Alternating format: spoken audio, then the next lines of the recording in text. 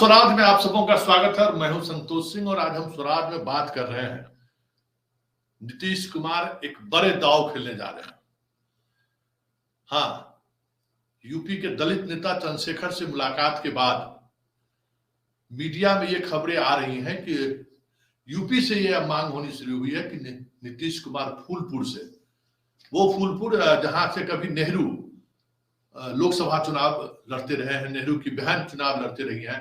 3 बार लगातार फूलपुर से नेहरू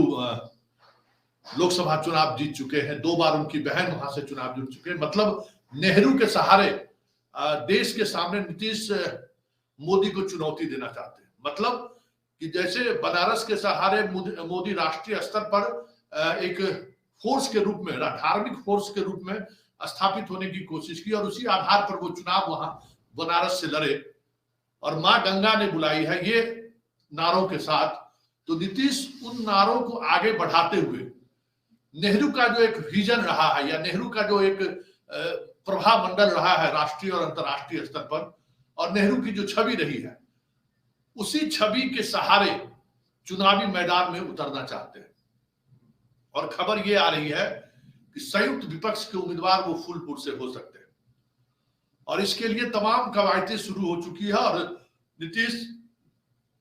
आने वाले दिनों में फूलपुर का दौरा भी कर सकते हैं। यूपी के कई ऐसे लोकसभा क्षेत्र हैं जहां वो दौरा भी। विपक्षी पार्टियों को अगर एक करने की मुहिम में मुख्यमंत्री जी लगे हैं तो उत्तर प्रदेश एक बड़ा राज्य है,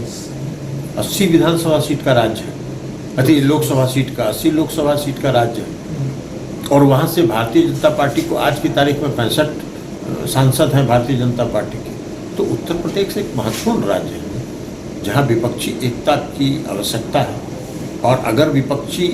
वहाँ एक हो जाएंगे सभी विपक्षी दल तो भारतीय जनता पार्टी वहाँ 65 से 15-20 पर गसक के नीचे आ जाएगी। अब उत्तर प्रदेश में यहाँ एक फूलपुर की बात आप कर रहे हैं, मुख्यमंत्री जी को अम्बेडकर नगर से भी, मुख्यमंत्री जी को मिर्जापुर से भी चुनाव लड़ने के का वहाँ के कार्यकर्ताओं की मांग है।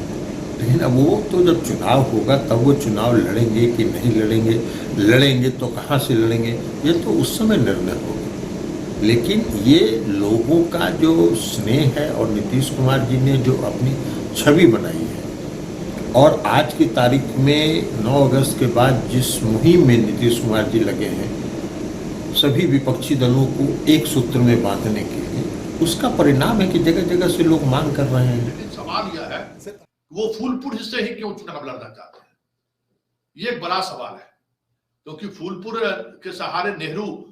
के बाद एक दूसरे प्रधानमंत्री के रूप में अपने आप को अपना आप का वो चेहरा दिखाना चाहते हैं, चेहरा बनाना चाहते हैं। लेकिन फूलपुर जातीय अगर गोलबंदी की बात करें तो यूपी में सबसे ज्यादा अगर कुर्मी मतदाताओं की संख्या है तो उसमें फूलपुर लोकसभा क्षेत्र भी है।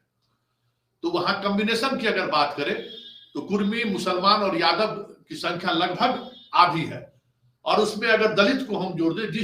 जिस जाति से चंद्रशेखर आते हैं,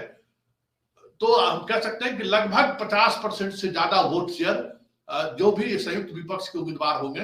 वो वहां से चुनाव जीत सकते हैं। और यही वजह है कि फूलपुर सीट लगातार बीजेपी के उस कह सकते हैं कि दौर में भी चुनौती भर रहा है। तो ऐसे में नीतीश फूलपुर के सहारे कांग्रेस के साथ मिलकर अगर वो उम्मीदवारी पेश करते हैं, दावेदारी पेश करते हैं, तो इसका ये मतलब है कि बिहार और यूपी के सहारे मोदी को घेरने की एक बड़ी रणनीति बन रही है और उस रणनीति के सहारे मोदी को यूपी में ही घेरने की तैयारी को लेकर विपक्ष अगर एक मत होती है तो फिर 2024 का चुनाव बड़ा दिलचस्प